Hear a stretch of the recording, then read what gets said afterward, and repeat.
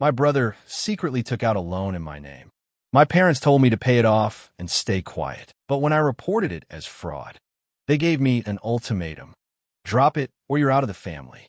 My response, enjoy your golden child. I'm done. I still remember the exact moment my world turned upside down. I was sitting in my tiny apartment, sipping on my first cup of coffee that Saturday morning, enjoying the rare peace of having no obligations for the day. My phone buzzed with an email notification. Your payment is overdue. Please remit $3,572 immediately to avoid penalties. I frowned, my heart skipping a beat. I didn't have any loans. I wasn't behind on any payments. Hell, I was the kind of person who paid my credit card bill the second I used it just to avoid debt. I clicked the email open and read through it again. It was from a bank I didn't recognize, tied to a loan I had never applied for. At first, I assumed it was some kind of scam, but then I noticed the details. My name, my address, even my social security number. This wasn't a phishing attempt. It was real. A cold wave of realization washed over me as I dialed the bank's customer service. The woman on the other end was polite but firm. Yes, the loan was taken out under my name. No, it wasn't a mistake.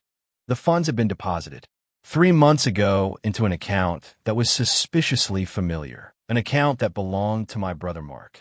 Mark, my stomach churned. There had to be a mistake. There was no way my own brother would.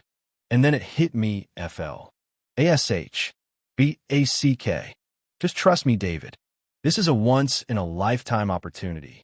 Mark's voice was filled with his usual unshakable enthusiasm, the kind that had gotten him into and out of more failed ventures than I could count. I leaned back in my chair, rubbing my temples. Mark, the last once-in-a-lifetime opportunity you dragged me into cost me 10 grand. I still haven't recovered from that mess. That was different. He argued that startup had issues, bad management, but this is solid. We're talking about an AI-driven financial assistant that's going to change the way people invest.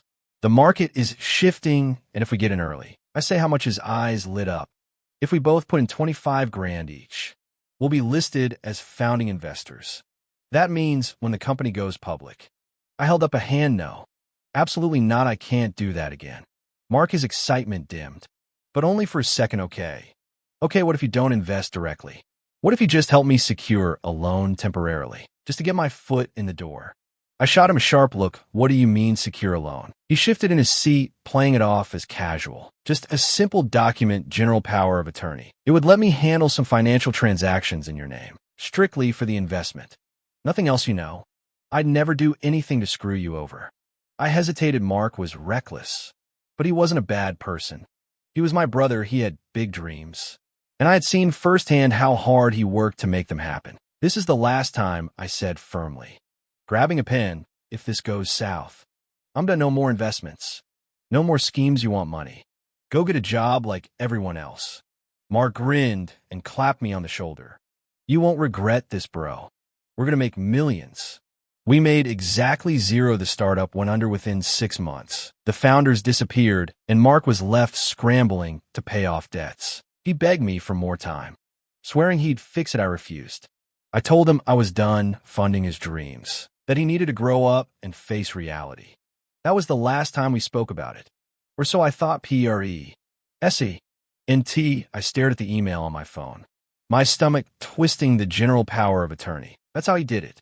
That's how he had taken out a loan in my name without me knowing. He still had access, and he had used it. My phone rang. Mom. I answered, my voice tight. Did you know about this? Her sigh told me everything. David, listen. I cut her off. He took out a loan in my name. Mom, that's fraud. Mark was in a rough spot, she said quickly. He thought he could pay it back before you noticed. I let out a bitter laugh. Oh, great. That makes everything fine then. No problem. He stole my identity. But as long as he intended to pay it back, I should just let it go, right? David, keep your voice down. She hissed. We don't need to make this a bigger deal than it is. Mom, this is a big deal. I could press charges. She exhaled sharply. You won't do that, David. I clenched my jaw. Why not? Because if you do, you'll ruin his life. You'll ruin our family's reputation. There, it was the real reason. It's just money, she continued. You have a stable job. You can afford to pay it off. Mark, I felt something inside me snap. Let me get this straight. Mark commits fraud. And instead of being mad at him, You're mad at me for not just sucking it up. You don't have to be dramatic. Dramatic, Mom. This is illegal. There was a pause.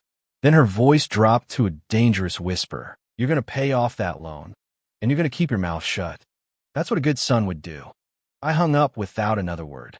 I sat there for a long time, staring at my phone, my mind racing. My own mother had just told me to pay off a fraudulent loan and keep quiet because that's what a good son would do. I should have seen this coming. Mark had always been reckless, always chasing the next big idea, always swearing that he was one step away from making it big, and every time he failed someone else. Usually me was left cleaning up his mess. Not this time. I grabbed my jacket and keys, heading straight to my parents' house. The moment I stepped inside, I could feel the tension in the air. My mother was in the kitchen, arms crossed, lips pressed into a thin line. My father sat in his recliner, flipping through a newspaper like nothing was happening. And Mark was sitting on the couch, his phone in one hand, a beer in the other. Looking bored. David, listen. My mother started, but I held up a hand. Where's the money? I demanded. Staring directly at Mark, he blinked, then smirked like this with some minor inconvenience. What money? The loan. The one you took out of my name. Where's it? He scoffed. Relax, man. It's not like I blew it all at a casino. I clenched my fist then. Where is it? Mark shrugged. It went into a business investment, just like last time. You know how it works? I cut him off. No, Mark. I know how it doesn't work because every single time you lose everything. So tell me, where's my money? He leaned back against the couch, taking a sip of his beer. David, chill. I just need a little more time. The deal's still in progress. A little more time, I repeated, laughing bitterly. You lied, Mark. You stole from me, and you want me to be patient. It's not like you're struggling. He muttered under his breath. I saw red. You think that because I work hard, because I have a stable job, that I'm just supposed to accept this, that it's my responsibility to fix your mistakes. David, lower your voice. My father said, finally looking up from his paper. We don't need to start a scene. I turned to him, incredulous. A scene? You think I'm making a scene, Dad? Do you even hear yourselves? You're protecting a con artist just because he's your son. Newsflash, I'm your son too. Mark just made a mistake, my mother said, her voice laced with forced calm. It's not worth destroying the family over.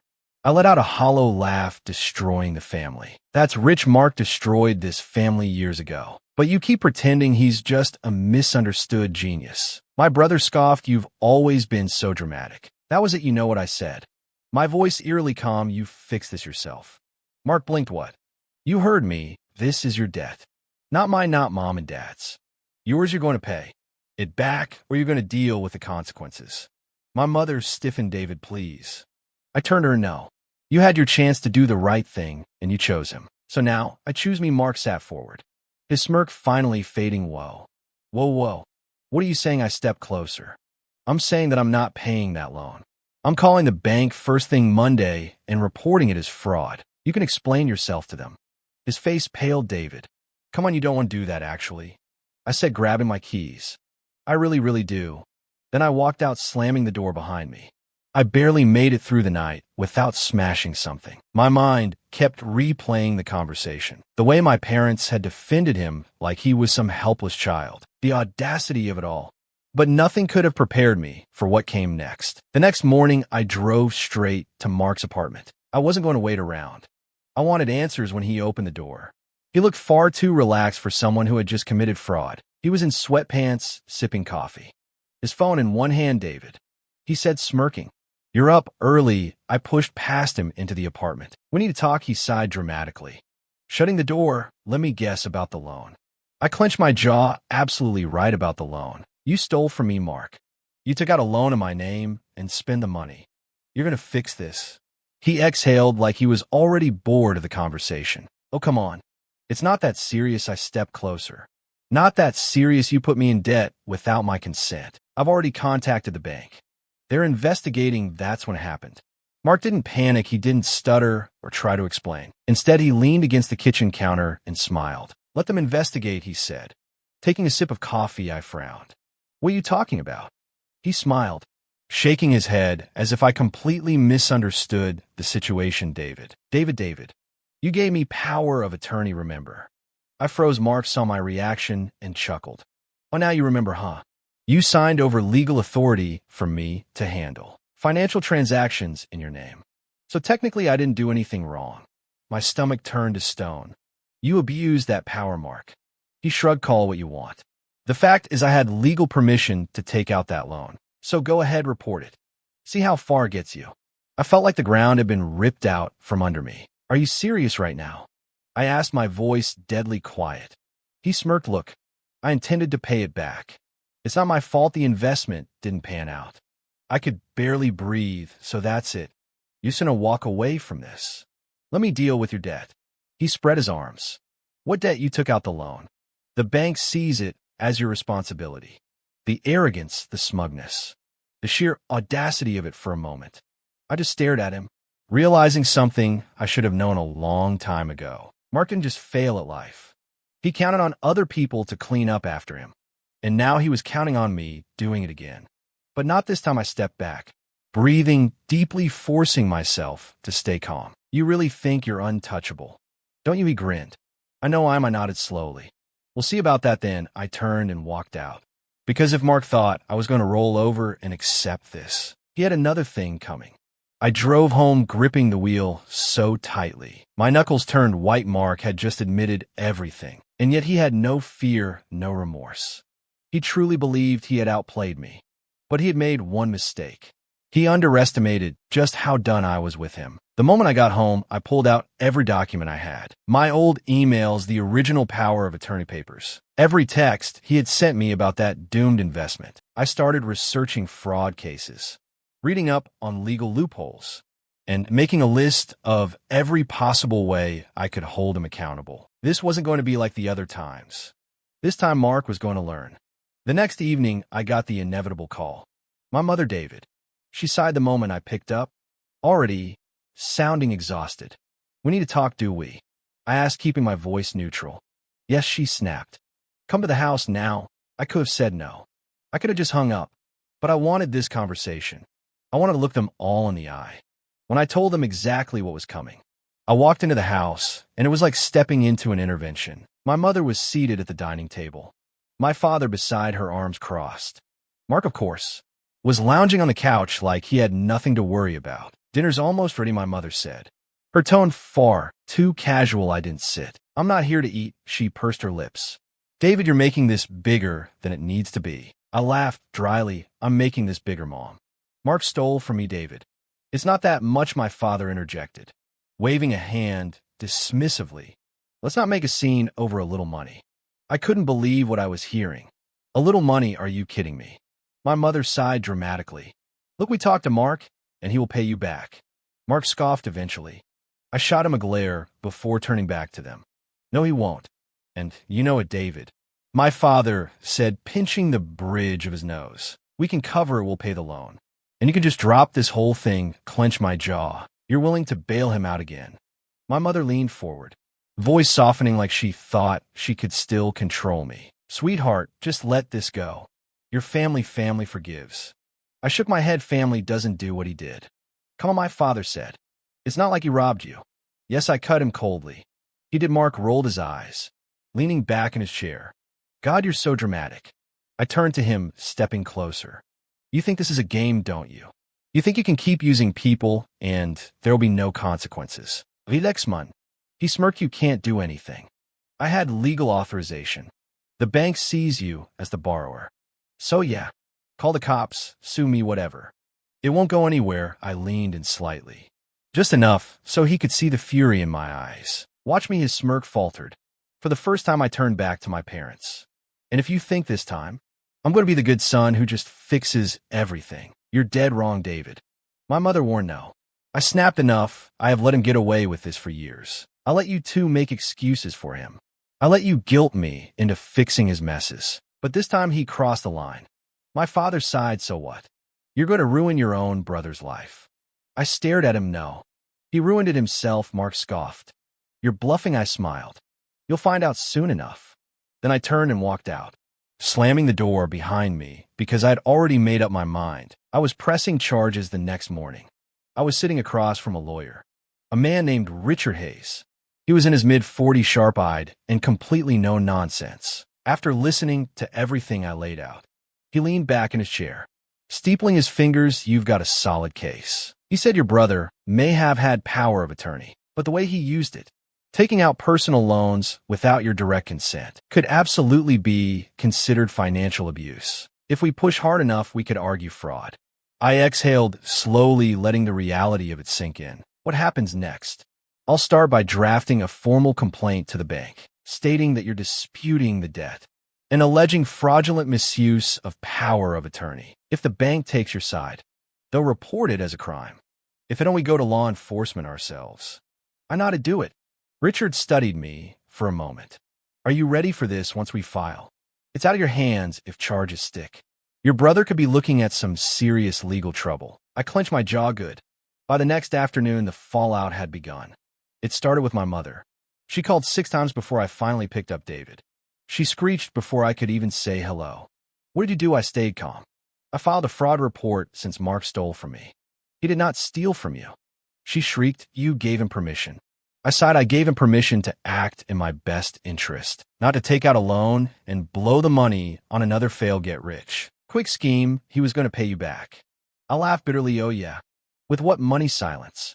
Then she tried a different tactic. "David, please think about what this will do to him.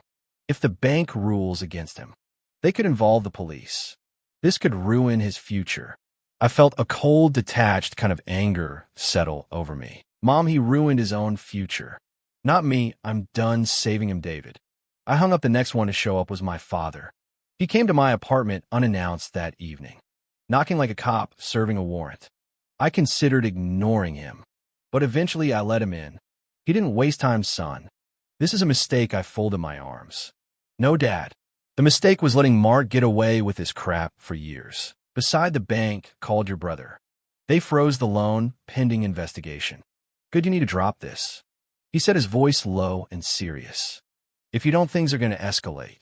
The bank could turn this into a full criminal case again." Good. He exhaled sharply, pinching the bridge of his nose. "David, you're being stubborn.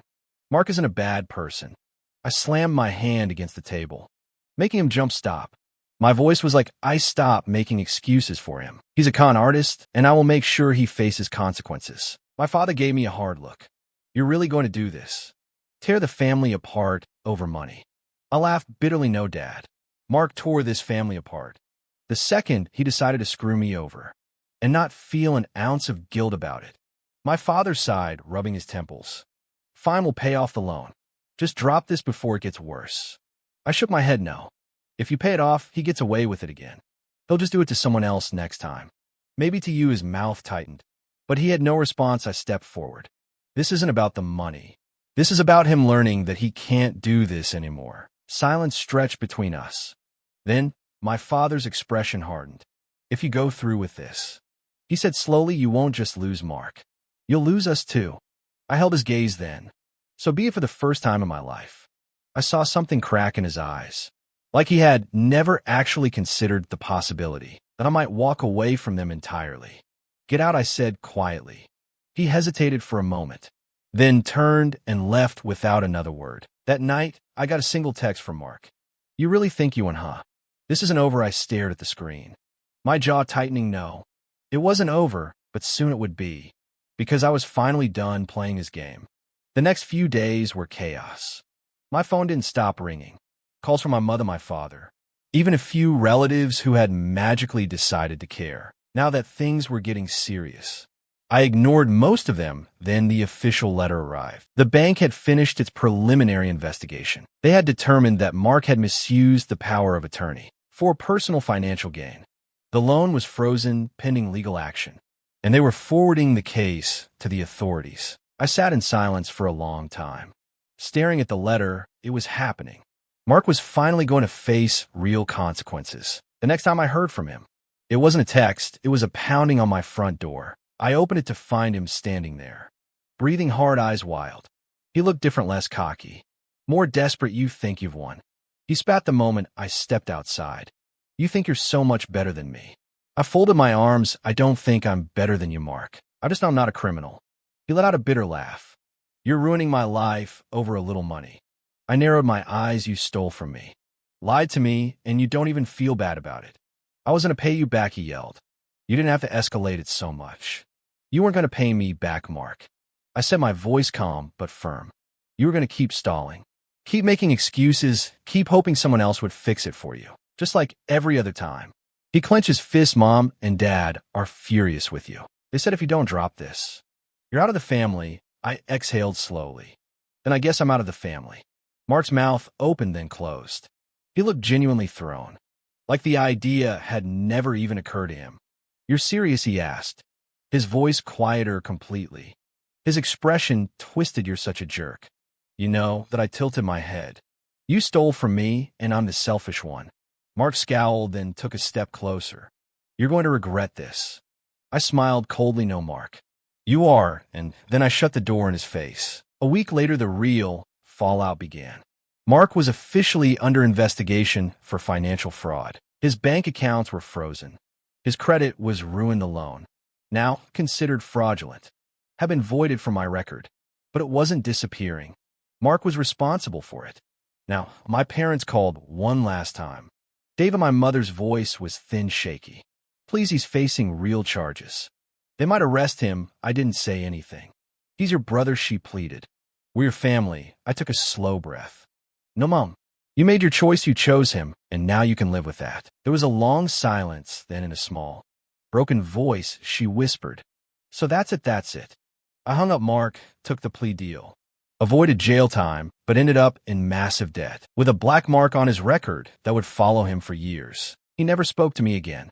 My parents, they tried at first, but when they realized I wasn't coming back, wasn't caving, they eventually stopped calling. It should have hurt, didn't? Because for the first time in my life, I was free and I was never looking back.